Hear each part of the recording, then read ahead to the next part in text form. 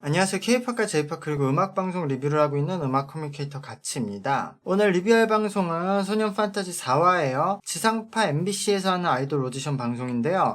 방송 시청률이 0.6%로 약간 심각한 상황이에요. 이제 피크타임과 보이즈 플래닛이 끝났으니까 다음 5화부터 시청률 반등을 해야 될 것 같은 상황인데요. 네, 방송 보면서 리뷰하도록 하겠습니다. 나도 좀 같이 이라도 바르고 방송을 해야 되는데 이 방식이 아예 잘못됐어요. 투표 이 방식. 차라리 기회가 안 생기는 거잖아. 솔직히 나도 노래를 모르고 있긴 했지만 난 내가 하고 싶은 파트는 내가 다 이미 외워놨어. 이 현우, 강현우가 라우드에 나왔던 멤버예요. 실력이 괜찮아요. 라이브도 잘하고. 근데 바이브가 약간 힙합 스타일. 그래서 아이돌 같지가 않은 느낌이 있었어요, 그때는. 그리고 소리도 좀 막혀서 나오고. 있습니다. 기대해주세요. 또 왜 이래.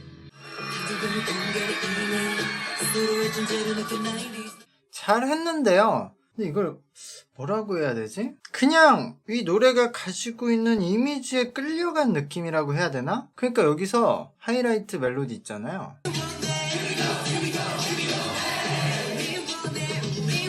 근데 뭐 강민서는 그래도 조금 괜찮게 했네요.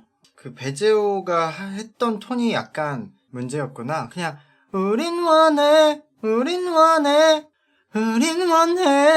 그 감정선을 살려야 되는데 우린 원해 내가 이게 계속 뇌리에 박혀서 그렇게 생각이 났던 것 같아. 어쨌든 뭐 무대에서 신나게 하고 즐겁게 하는 게 중요하긴 한데 약간은 그냥 학생들이 신나서 하는 무대 같은 느낌이 났어요. 그게 이제 실력이 따라와 주지 못하고 어쨌든 좋은 분위기를 만들어냈으니까 무대는 무난하게 뭐 좋은 평가를 받을 수는 있을 것 같아요. 근데 막 엄청 잘한다 이런 멤버는 없었어요. 그래도 뭐 무난하게 했다. 히카루가 노래에 장점이 있으니까 일본 쪽 마케팅은 이 멤버로 미는 게 좋을 것 같고요. 히카루가 제일 잘한 것 같고 약간 강현우를 보면서 또 드는 생각이 라우드 때와 비슷한 상황인 것 같아요. 강현우는 춤과 노래가 다 되고 다양한 음역대와 스타일도 소화할 수 있어서 이런 무대를 하면 어려운 부분을 다 그 땜빵하는 역할을 하게 되거든요. 그래서 이런 팀과 무대에는 굉장히 큰 역할을 하는 멤버인데 딱 한 가지 포지션에서 자기가 장점을 드러낼 수가 없어. 그러니까 결국엔 투표는 잘 못 받는 스타일이 돼버려요. 이런 식으로 가면.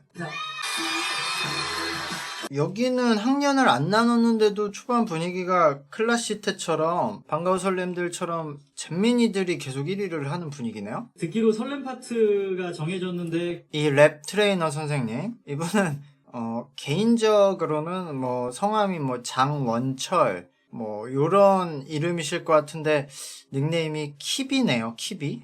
여성 래퍼인 줄 알았네. 치기 전에 내 맘이 널 놓치기 전에 이게 뭐야? 이건 잠깐만. 이건 그냥 노래를 못하는 게 아니라 지금 음을 다 틀리는데?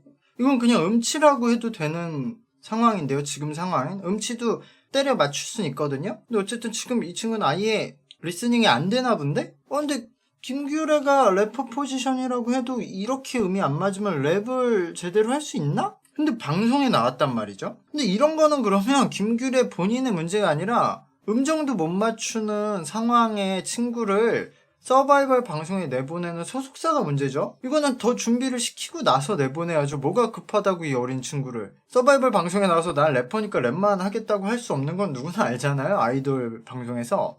분명 노래와 춤을 시킬 텐데. 이 친구, 이 제작사인 포켓돌 스튜디오 소속이잖아. 그거 이해할 수가 없어. 설렘 바꿔야 될 것 같은데? 립싱크만 해야 되는 지금 수준인데 지금 이거는?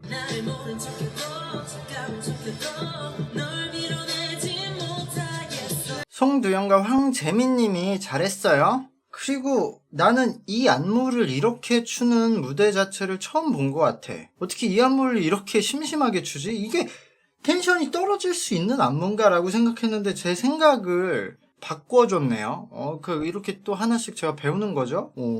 이거를 이렇게 느슨하게도 출 수 있는 안무구나. 왜냐면 전체적으로 저는 무대 텐션이 너무 단순해서 이 곡의 텐션은 이렇게 올라가 있는데 애들은 요 밑에서 하고 있어. 그래서 지금 뭐 상대적으로 1위한 강대현이 다른 친구들 때문에 상대적으로 좀 괜찮게 나오긴 했지만 지금 노래를 강대현도 저렇게 하는 게 맞아? 디 오리진 때랑 큰 차이가 없네. 그리고 지금 뭐 산타도 저렇게 노래를 하면 이후 미션에서도 쉽지는 않을 것 같아요. 그리고 여기서도 잼민이는 강세네요. 전통인가? 반가워 설렘? 한국어를 못하는데 왜 나왔지 그러면은? 본인은 이럴 수 있어. 이 친구 입장을 이해해보려면 어쨌든 본인이 한국어 해보려고 해봤는데 연습할 때 안 되겠어. 못 외우고 무슨 말인지 모르겠어. 그래서 너무 이상할 것 같아. 자기가 들어봐도. 그래서 나는 어쨌든 결과적으로 도전해봤는데 안 돼서 못하겠다고 할 수는 있어요. 여기 부분은. 이건 우리가 편집해서 보는 거니까. 근데 이 정도로 한국어가 안 되는데 왜 한국 아이돌 방송, 서바이벌 방송에 나왔지? 나오고 나서 이러면 어떡해? 방송 중인데. 매튜야, 보쿠가 와루 같다.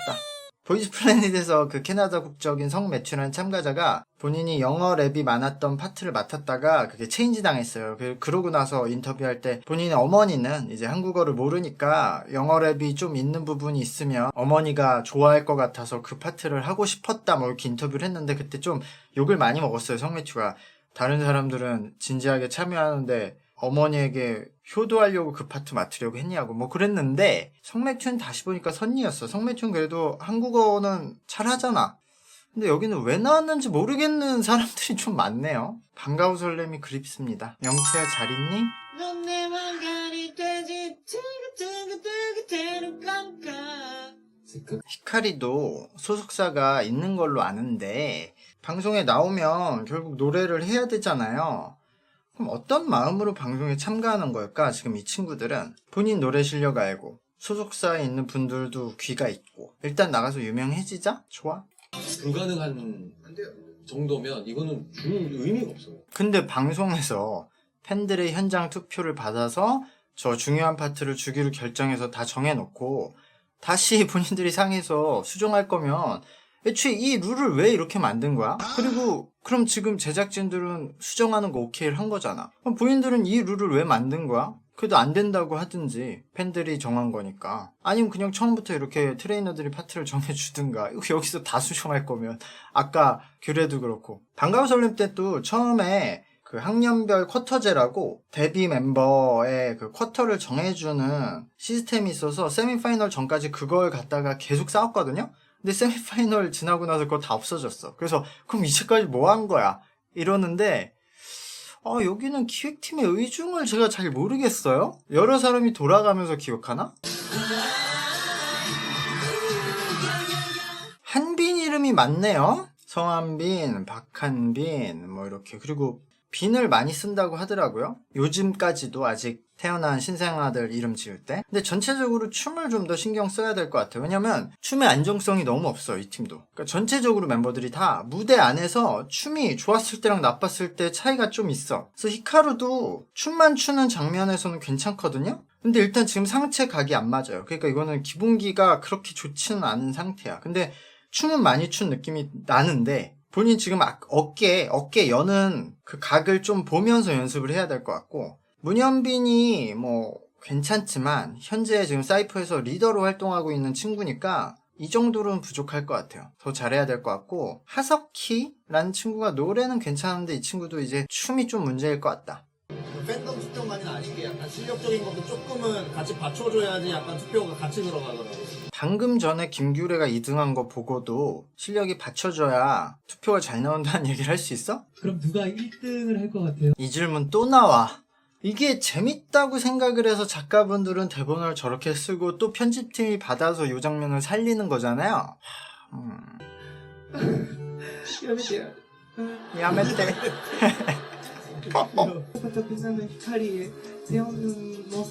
반짝반짝 빛나는 히카리. 오, 라임인데? 유마는 한국어 어휘 능력이 좋네.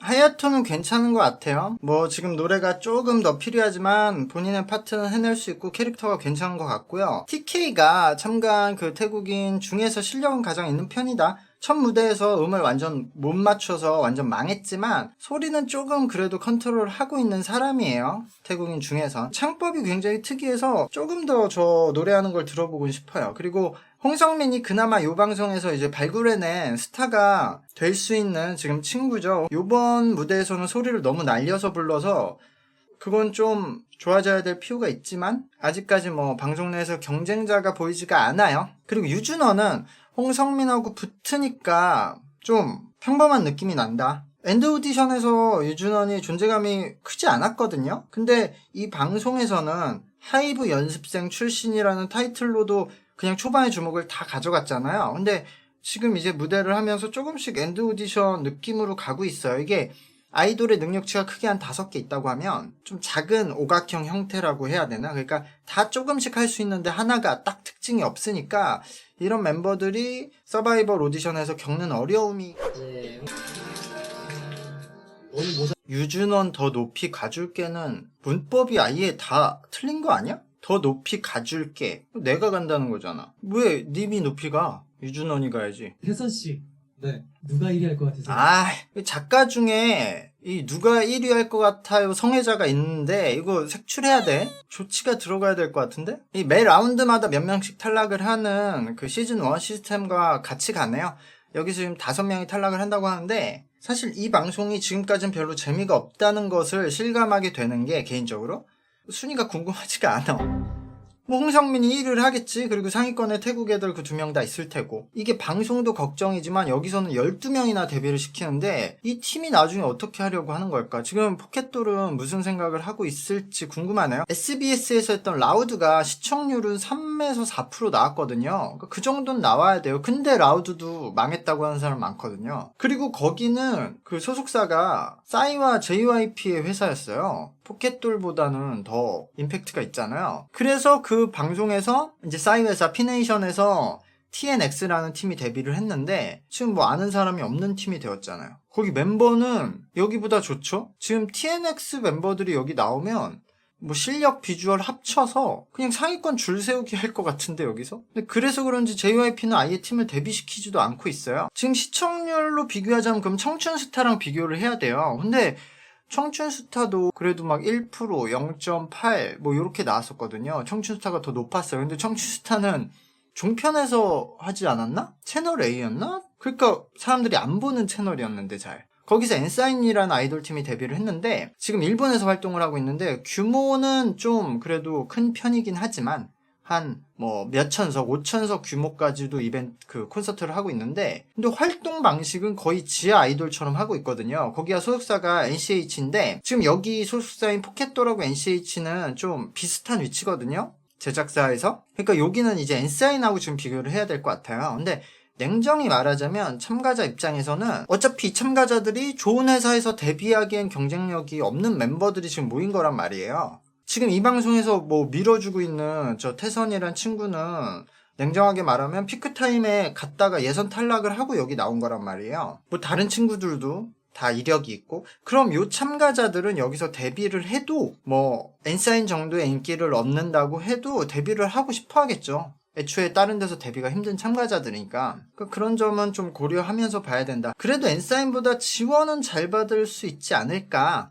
NCH는 엔사인에게 투자를 진짜 안 하고 있거든요. 근데 그건 2년 계약이라서 그럴 수도 있어요. 클라시는 7년인가? 그 장기 계약이니까 포켓돌이 지원을 많이 하고 있지만 지금 요 소년 판타지도 이제 단기 계약일 거란 말이에요. 데뷔를 하면. 그러니까 이 팀도 포켓돌이 엔사인처럼 지원을 안 할 수도 있다. 왜냐면은 엔사인은 그 2년 안에 수익성이 없으니까 지원을 안 하고 있거든요. 그러니까 투자를 해봤자 그 투자금 회수가 안 될 것 같으니까 투자를 안 하고 지금 일본에서 있는 팬들한테 콘서트만 돌리면서 그 팬들에게 티켓값만 수급을 하고 있거든요. 그 청춘스타에 제작 지원한 비용을 뽑아야 되니까. 근데 이제 보이즈 플래닛이 끝나서 반등을 해야 될 시기인데 그래서 이거 제가 방송 연출가라면 지금 보이즈 플래닛의 최종 데뷔 멤버에 일본 멤버가 없어서 일본에서 좀 충격이잖아요.